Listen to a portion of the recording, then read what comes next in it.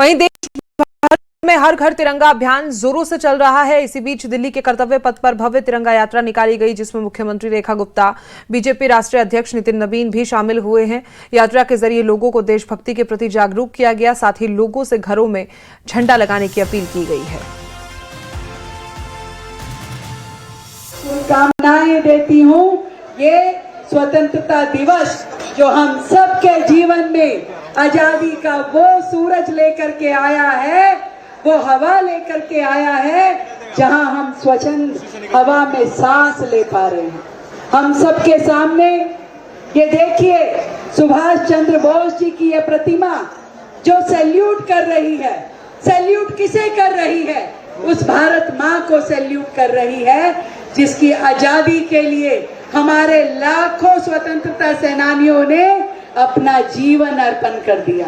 उस आजादी के लिए जहां पे गांधी जी का सत्याग्रह हो, या भगत सिंह जी का बलिदान हो, या रानी लक्ष्मीबाई का आंदोलन हो, एक एक स्वतंत्रता सेनानी ने अपने प्राणों को न्यौछावर करके इस भारत माँ की स्वतंत्रता की लड़ाई लड़ी। कह सकते हैं ऐसे वीर शपूतों को हम याद कर रहे हैं, जिन्होंने अपने जवानी के दिनों में ही अपनी शहादत देकर इस देश के तिरंगे का सम्मान बढ़ाने का काम किया, इस देश की आजादी की लड़ाई लड़ी थी। मित्रों, आज हमारे युवा साथी यहाँ पर बड़ी संख्या में उपस्थित हुए हैं, और जिस तिरंगे के साथ हम यहाँ उपस्थित हुए हैं, वो तिरंगा केवल भारत का राष्ट्रीय ध्वज नहीं, भारत के 140 करोड़ नागरिकों का स्वाभिमान का प्रतीक है। उस एकता का प्रतीक है जो हम सबको इस तिरंगे के साथ बांधता है।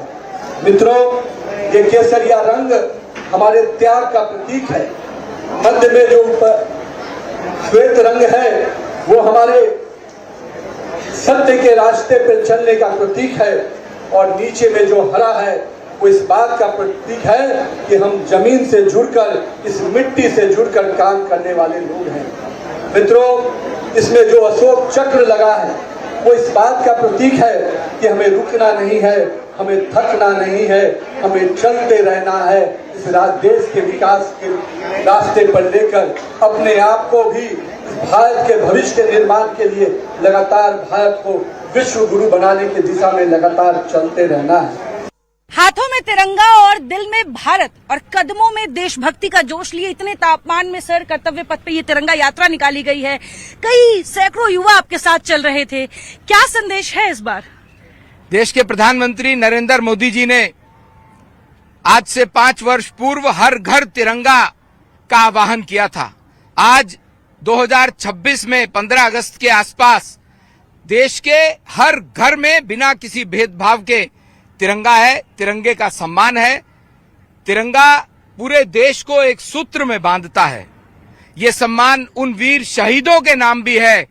आज मैं इंडिया गेट के पास से, जहां सुभाष चंद्र बोस जी की भी स्टैचू लगा है, ये सम्मान उन शहीदों का भी है जिन्होंने अपना सर्वोच्च बलिदान देकर के देश को आजादी दिलाई।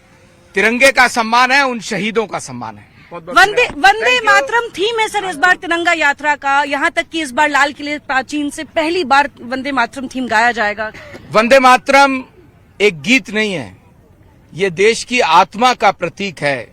वंदे मातरम के गायन से देश में उस समय आजादी की अलख जगाई गई थी। आज 150वां वर्ष वंदे मातरम का है।